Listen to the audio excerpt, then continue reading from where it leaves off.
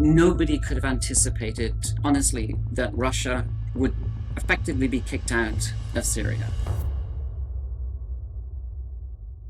Could you please tell us about the relationship between Russia and Syria and what is the foundation of President Putin's alliance with the Syrian dictator Bashar al-Assad? Actually, the sort of Syrian relationship with Russia way precedes Putin. There was a very strong relationship between Syria and the Soviet Union dating way back until the 60s. But when Bashar al-Assad's father became president in 1970, he ensured that Syria became a client state of the Soviet Union. So that relationship is very long and deep. Syria gave the Soviet Union an entry point and access into the Middle East as part of its competition with the United States. It used to have very good access to Syria and to Egypt, but once Egypt became more of a US client state, Syria became absolutely critical to the interests of the Soviet Union. So then when you fast track to Putin becoming president, prime minister, and president, Syria still played that important role for Russia. When the Arab uprisings started in 2011, those uprisings obviously posed a challenge and a threat to the regime at the time, and posed a threat to Russian interests. And over 13 years of the Syrian civil war, how did Russia's military involvement change in Syria, and what changed after Russia's invasion of Ukraine after 2022? Russia continued to supply arms, continued to supply support to the regime, but it really increased its engagement in September 2015. This is a point when the Assad regime was under increasing pressure, was losing a lot of territory, and seemed at that point, it was under threat. It was going to be overthrown. I mean, I think that was very clear. And then Russia deployed massively in September 2015. It deployed thousands and thousands of troops. It put in a lot of air support, and it put in a lot of artillery, and it saved the regime. It became instrumental. The reason that Syria is so important for Russia is primarily it does have air bases, but it's its naval port in Tartus, which gives it access to the Mediterranean Sea, and it allows it to carry out its operations in Africa. After 2022, after Russia's invasion of Ukraine, there was a continuing drawdown of forces as the conflict started to settle a little bit, and sort of move towards status quo. But after 2022, forces were drawn down, number of troops were lowered.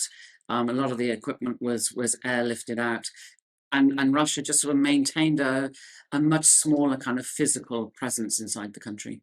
As a media organization, especially the country at war, our work never ends. Please consider supporting us by becoming our member from just $5 a month. Go to kyivindependent.com/membership. Can you briefly tell us what's going on now with the Russian bases there? Russia has essentially lost Syria, which is a big play for it in the Middle East. And what we've seen is, we've seen the Russian troops withdraw primarily to the airbase at Hmeimim, and then also the troops withdraw into Tartus. At the moment, they're still there. They're still present. There hasn't been an evacuation. I think everyone's watching that very, very closely. One thing to bear in mind, I do know that there's a lot of chatter and a lot of sort of consideration as to whether Russia will be able to negotiate with the new government that's forming, or the interim government that's forming in Syria. Russia bombed schools. It bombed hospitals. It killed a very high number of civilians in Syria. I don't think the Syrian population is going to forget that. I mean, these places were bombed to smithereens.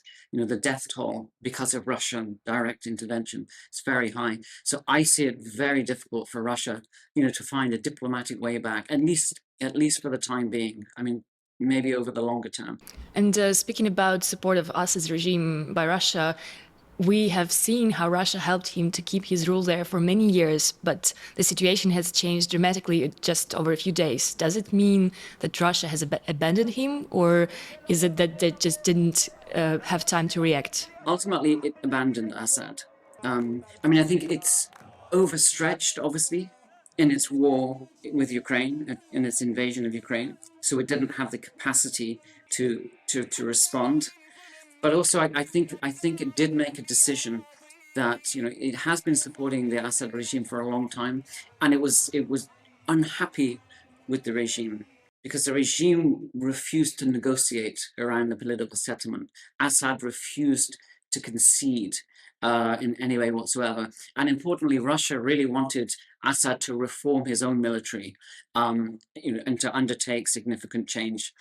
He didn't do that. So I think the Russians just grew tired of Assad and just thought he's made his bed, so he's got to lie in it now. We have other interests at stake. So I think they pulled the rug from under his feet and let him go. Did they try to do anything at all to stop the rebels? Very, very little. I think, within the first 48 hours, I mean, there was some air support against the rebels in Idlib, but beyond that, nothing. I mean, to be honest, I've been watching this, this conflict, and I wrote a PhD that effectively looked at, Russia and Syria.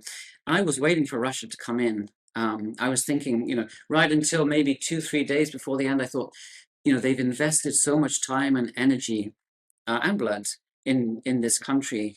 I can't imagine that they would walk away. They just did not show up, and because they didn't show up, the Assad regime was just swept away.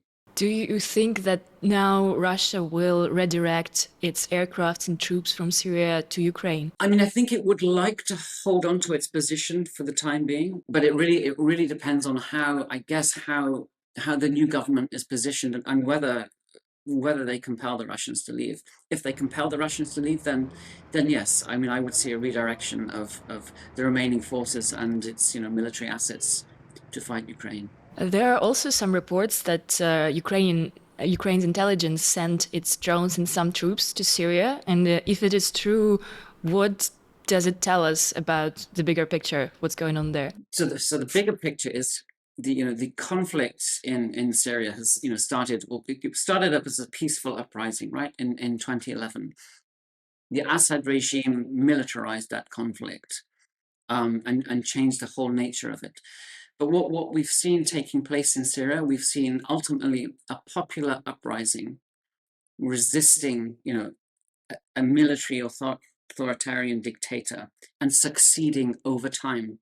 And I think that sends a very strong and important message to to the Ukrainians, to the European Union, to America, that you need to continue to support, you need to continue to back Ukraine in its war, in its struggle, because dictators can be overcome.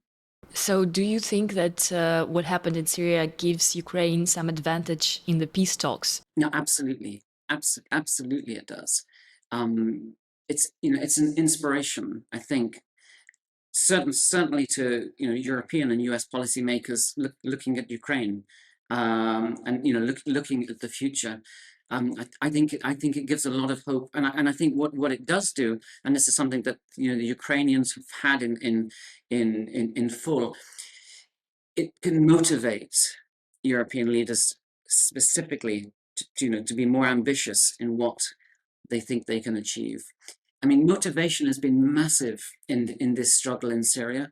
I mean, the rebels all over the country were highly motivated.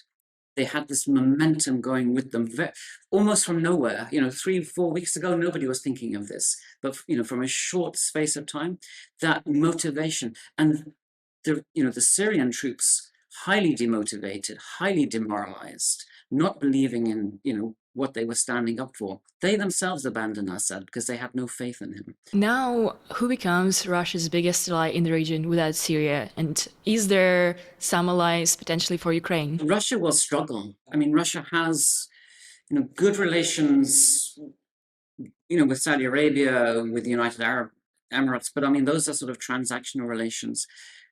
It doesn't have a strong ally in the way that it had Syria before. I mean, it's interfering, it's meddling in Libya, but it backs Haftar. It's not a country that's a strong ally. It's picking factions in particular countries. So I don't see. I mean, Iran is going to continue to be an ally, of course, with Russia, but there's competition between the two countries. I would I would think now, given this massive change in the situation in the region, I mean, the Gulf Arab states would be, I mean, have been supportive of Ukraine, and I know that they've hosted it at various points, President Zelensky. Those would be, very, very strong allies, I believe, going forward. Nobody could have anticipated, honestly, that Russia would effectively be kicked out of Syria. I mean, it has Tartus and the airbase, right? But nobody would have imagined that it would just stand by and allow, its ally to be brushed aside. I mean, that is a tremendous strategic loss for the country. It shows, that Russia is not this formidable enemy, that it has weaknesses there, that it is currently overstretched, and putting on more sanctions, negotiating hard is the only way to deal with this.